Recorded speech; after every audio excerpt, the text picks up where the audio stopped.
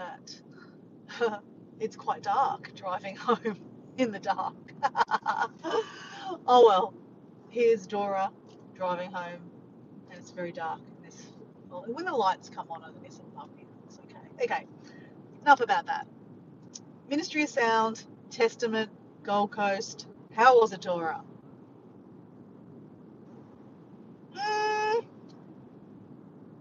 Okay, put some context into it, guys. Okay, last weekend she did go to what's it called? Hypersonic down in Sydney. That was pretty good, right? Bigger DJs, right? Different feel, a lot more people. I like Ministry of Sound. I've always liked Ministry of Sound. I've had the CDs. Always had really good DJs, right? This year, I went to 2 Ministry of Sounds Testaments already.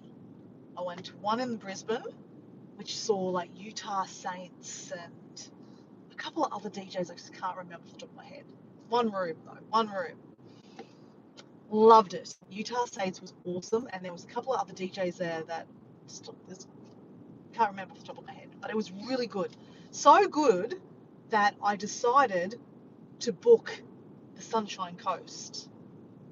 Stupid me decided there was already, it was put in Brisbane too, but I didn't do the second one. So that's why I automatically, after that night, booked for the next week. Actually, no, it was a Sunday. It was 2 days later.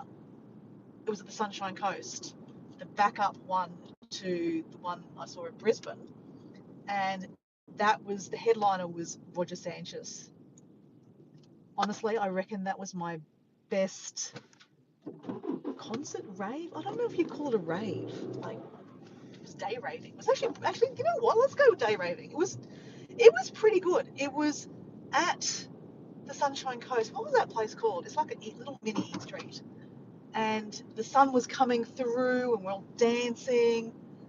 It was so good. It was a Sunday afternoon, and Roger Sanchez came on at 7 and finished at 8. Short and sweet, and he was awesome. I loved him. I've never seen him play, and he was awesome. Loved him. That was probably my favourite set of this year. And I've seen some DJs this year. I just can't tell you all of them at the top of my head. Although Steve Aoki on last Saturday night was pretty good. And Armin was very good, obviously, too.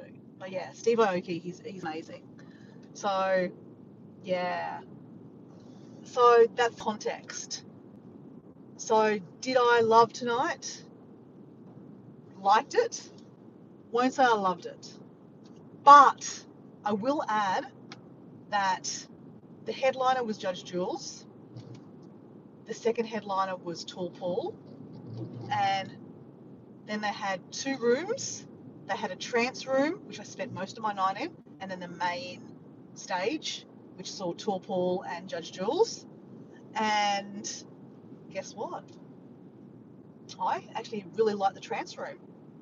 I got there for 5 o'clock, and so 5 p.m. and saw Mark Dynamic. He was in the trance room. Really like him. I saw him at the other Testaments this year. And then they also had on the main stage John Corso, I think it is. I saw him also at the Testaments, the other one of Brisbane one, I think, or the Sunshine Coast, I can't remember which one. Didn't love him amazingly. Him is okay, but look at Dora. She's like, also like, I'm all, I just know what I'm talking about, right? But yeah, I like my music. I know my music, right? I like the music I like, right? So anyway, I've just got home finally, so I'm just going to turn the light on. Where have I light? Where's my light? Where's my light? Oh, there we go. There's a light. Got a bit of light action. There we go. Bit of action. And then, so Mike Dynamic was really, really good. And I was having a little bit like, there's, like 2 rooms. So like Mike Dynamic was on the same time, and then John Corsus was on the same time. But it was easy. It just went straight to Paul. He was really good. Loved him. Loved it. But then the next dilemma was Binary Finery which they do this song called 1989. Was it 1988? 1988, I think. I can't remember. Shit, I don't know. Hey, Mike, how you going?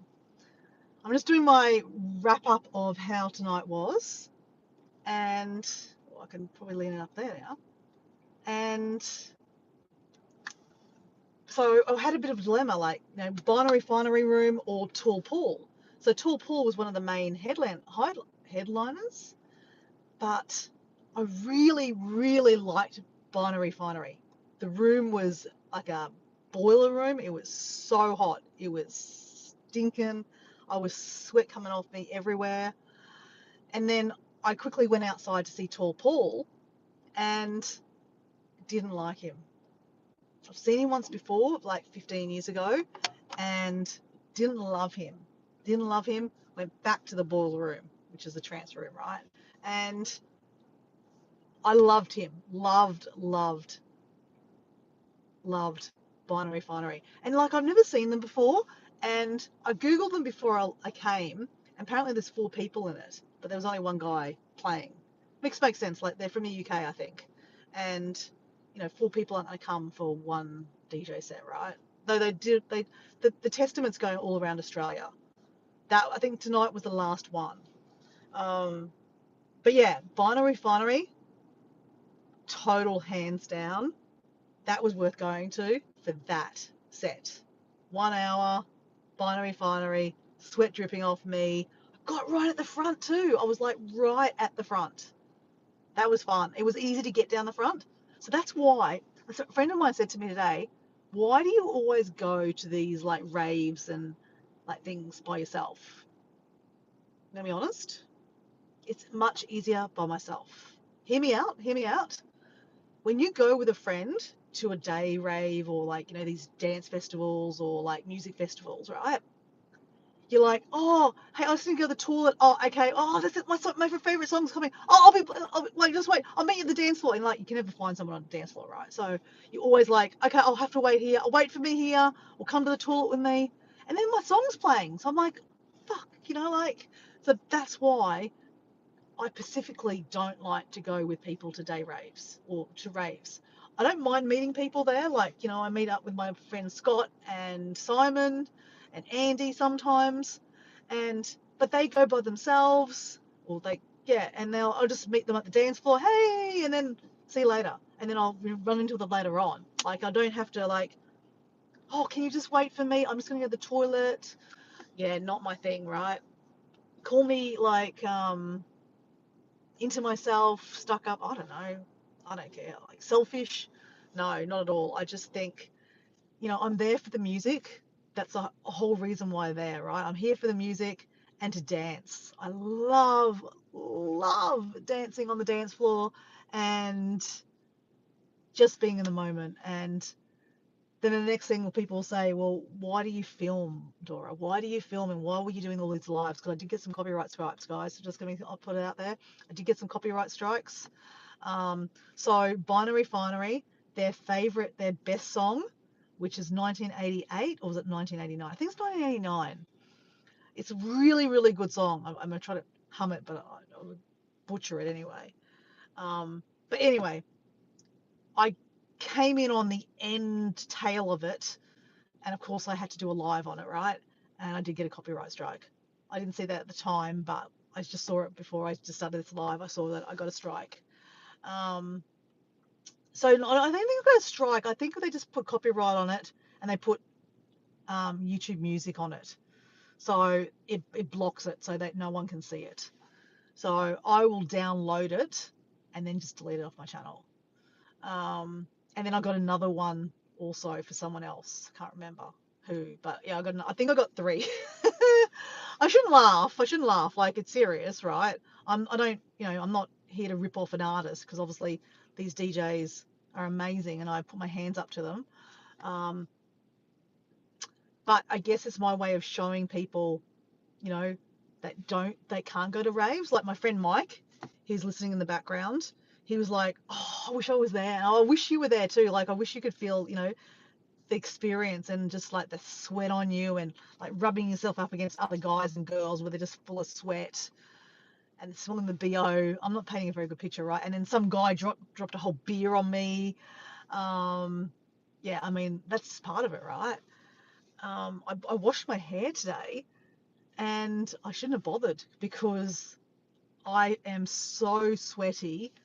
Um, yeah, that the trance room was just so sweaty, but I had to do it, right? You have to, like, it's only 1 hour. Just get out there and do it. I should have looked at my steps. I think I got 10,000 steps in, so I didn't do any exercise today. So 10,000 steps just in dancing. Fun way to do, like, 10,000 steps, right? And what else? There was no food there. I thought there would be food. I'm sure I read somewhere that there was food, but anyway, I didn't see food. I did see that you could bring your own water bottle, so I brought my own water bottle. I don't like plastic. I hate buying plastic. Actually, guys, this sounds bad, but again, health and safety, guys. So Hypersonic last weekend, I hate buying bottles of water. Refuse to. I mean, I will only if I'm desperately will buy a bottle of water. I didn't buy this bottle of water. I picked this up at the rave at Hypersonic. I was having something to eat, and I saw half a bottle of water sitting there. There was no one around. And hear me out, guys. You were like, "Oh, Dora, you idiot." I went to the trough, not the trough as in like the pee trough, the trough that you get water out of because they do have to give you free water. I took off the bottle, emptied all the water bottle out, and like scrubbed it and like just with my hands and shook it all up and yeah, and then I filled it up with water and I drank it. I didn't get any drugs in me or anything like that. But be very careful. Don't do what I do, guys. I've done this a few times, and let's just say when I was in Ibiza, I decided that I wouldn't buy bottles of water, and I was drinking out of the sink in the toilet. So not the toilet like water, right? Like when you go to the toilet, you can wash your hands. I drank that water because it's hot, and Ibiza was hot. I was dancing lots, right? And then I was on the dance floor and I was sending a message to my girlfriend back, my friend Chris, saying, "Oh my God, it's amazing." I can't remember who I was seeing. Oh, it was Dimitri Vegas, my first night in Ibiza. I just got to Ibiza and it was my first night, and I went there to see my Dimitri Vegas, and amazing. Like Mike, they're amazing DJs. Pretty much went to Ibiza to see them, right? And then she said something about, oh, the water's like €14 a bottle. She goes, oh, you'll have to buy it because you can't drink the water there. And I'm like, fuck, I forgot. In Spain, you don't drink the water. You do not drink the water in Spain. And I just drank the water out of the toilet, not the toilet, but like out of the tap. It's clean, right? And I'm like, oh fuck, have I just ruined my whole Ibiza trip? No joke, guys. And I quickly went to the bar, got a €14 bottle of water. Now, you don't know how much that hurt me. €14 is like in Australian dollars is like, it was $24 Australian. $24 Australian for a bottle of water. Bottled water, $24. I sculled it down and then bought another bottle because I was forcing myself to wee in hope that if I did drink bad water, it's going to come out of me and that I'm not going to get giardia and then be like having diarrhea for the next 5 or 6 days that I was in Ibiza, because I had all other people, like other DJs to see. Yeah, I know, Mike. Honestly, mate, it was ridiculous. So that's why. But guess what? The joke was on me, right?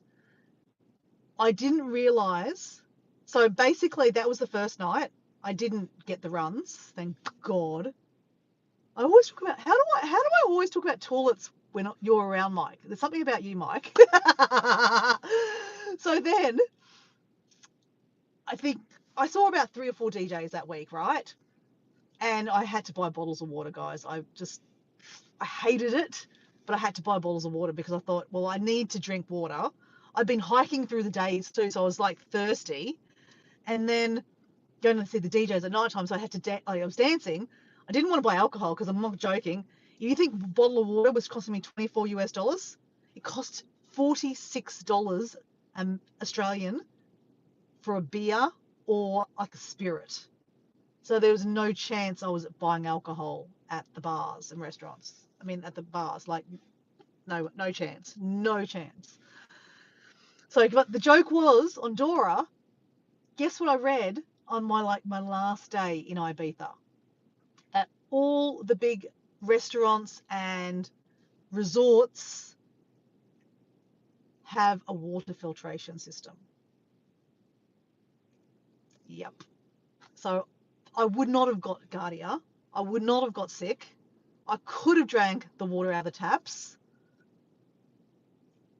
but I wasted money on this stuff.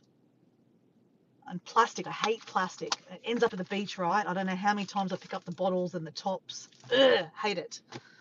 Anyway, but yeah, the cool thing about this event, the Ministry of Sounds, is they have water stations. So you could fill up your water. And they have one of those things that like a tap.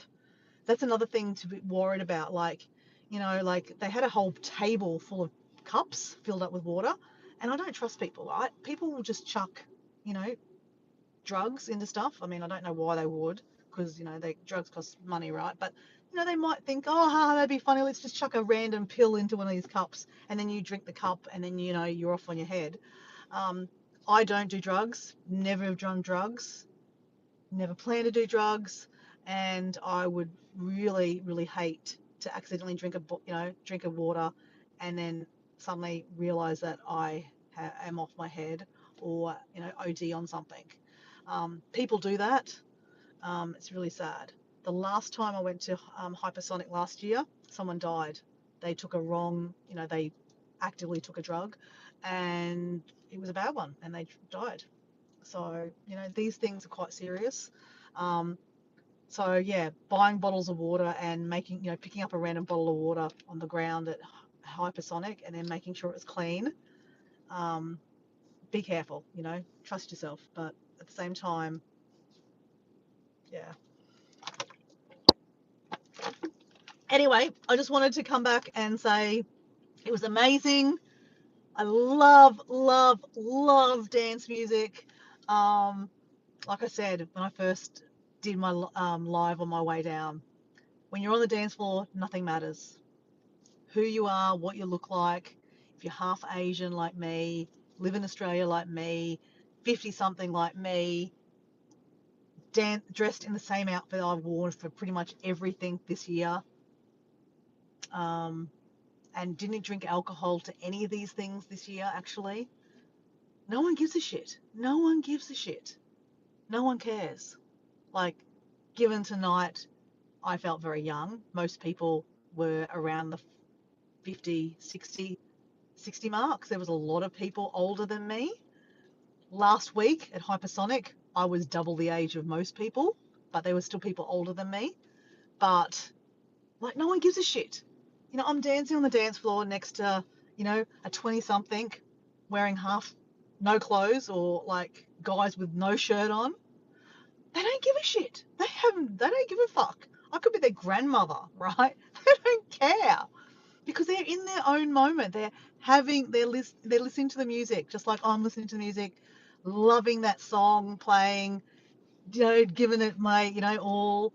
No one gives a shit. And that's what I love about going to these things, raves or dance festivals, because no one cares.